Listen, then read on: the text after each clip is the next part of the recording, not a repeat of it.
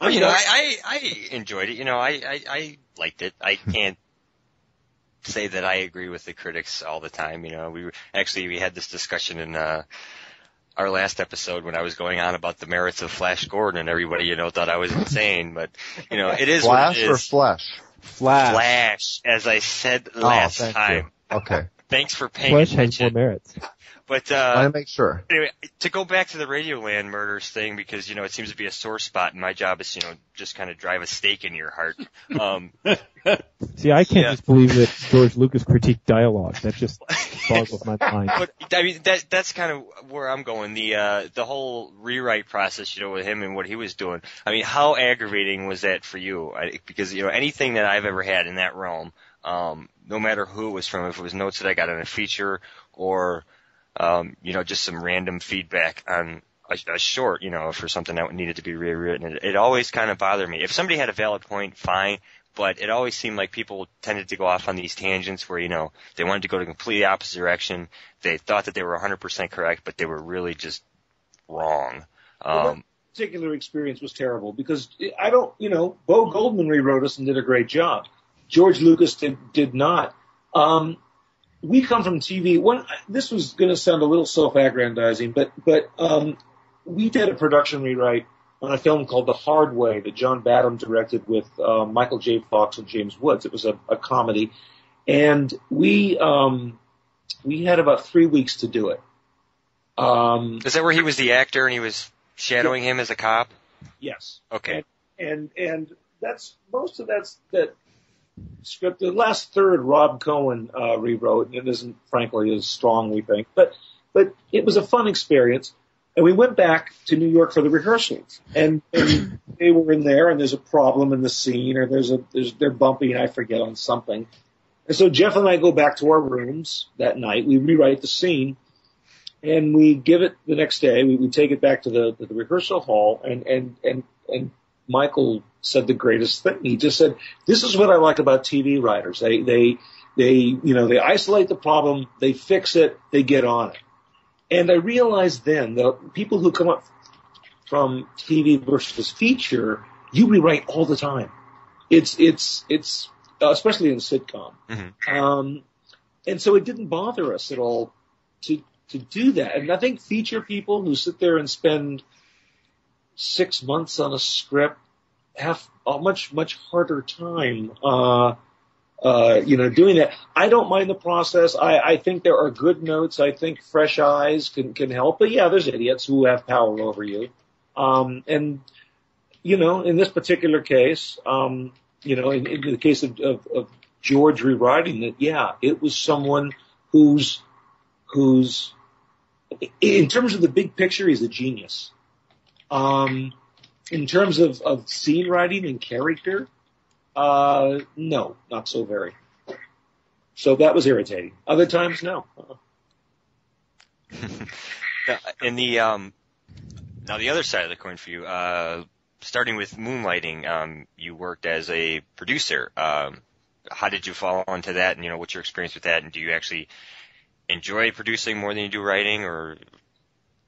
Well, the great thing about that, and I'll go back to Moonlighting in a second, is that in television, the writer is kind of king.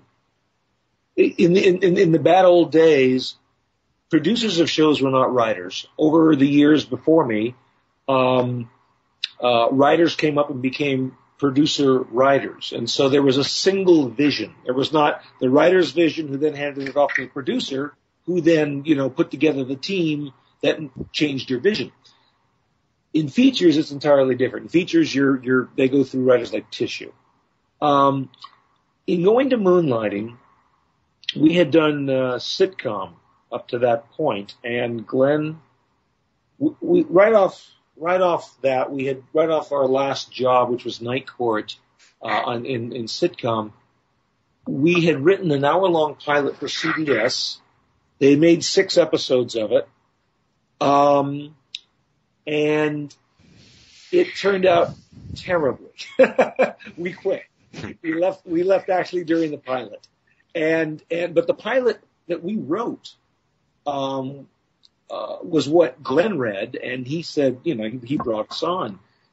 We were originally brought on as, I don't know, I think executive story editors. It's all kind of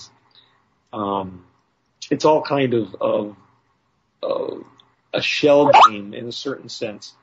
In that we were given the producer credit when it came time to bump to renew our script. Please cut me down to make me sound better. When it came time to renew our never. When it came time to renew our contract, they, rather than pay us a lot more, they go, "We'll give you a producer credit." So we said, sure. And so we took it. And it wasn't until about the third season we did real producing, which is you cast and you sit in editing and stuff like that. I love it. I have a couple of questions. Wait, no, I have to go into something real quick here. We are actually we're going to be doing a two-parter here, so we're going to open up for everybody on the in the second show, second half. We can ask questions of Ron, and I think it's good for Ron to tell us a little bit about himself in this particular definitely episode, right. And it was very interesting. I'm impressed. It's not over yet. All right. Still have like 4 minutes, right? There's a sequel. Okay. Night ain't over yet. We still have 4 minutes. We have 4 minutes. I want to go backwards in time, and with Too Close for Comfort. Oh, you hurt me. No, I don't want to ask you about the show, really. I just want to ask you about Ted Knight. Yeah. How awesome was that, man? It was pretty cool. Ted was, Ted was good at what he did. By the way, this is a great piece of trivia that he told me one day, and if you look, it's true. At the very end of the movie Psycho, a guard brings Norman Bates a blanket and then walks away. It's Ted Knight. Oh, wow. Look, if you see it, you just get a real brief glimpse of him, but it's him. Nice. Ted was a pro, he was just what he was. He was, obviously he had to sit there and ask questions about Mary Tyler Moore and stuff, but he didn't like to talk about that stuff. I think because it took him so long to get his own show, Lou Grant getting married, everyone seemed off that show to do terrific things. And it took a while for him to kind of land. And, so he didn't really revisit that too often or didn't seem to enjoy dwelling on it. But look, he was great. What was great was, the mother-in-law, oh, for Pete's sake, she was from the Honeymooners. Audrey Meadows. Yeah. Yes. Mm-hmm. That was great.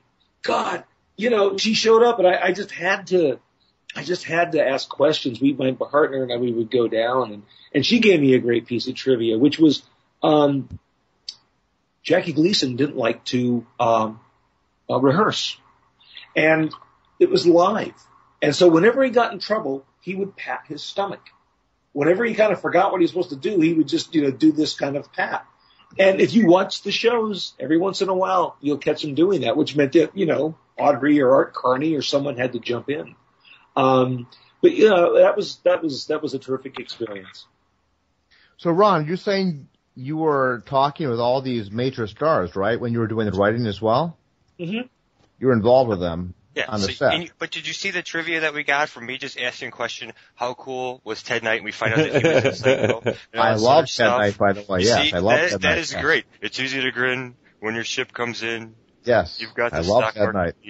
But the man who's worthwhile is the man who can smile when his shorts are too tight in the seat. Caddyshack. There you go. Mike, you succeeded, by the way. There you go. That was my job. All right. We are going to wrap up this first half of our interview with Ron Osborn, and we will be coming back with a second episode that we will be recording in probably about 10 minutes, but you will probably be hearing it about a week from now if all goes according to Hoyle. So until next time, do whatever you do.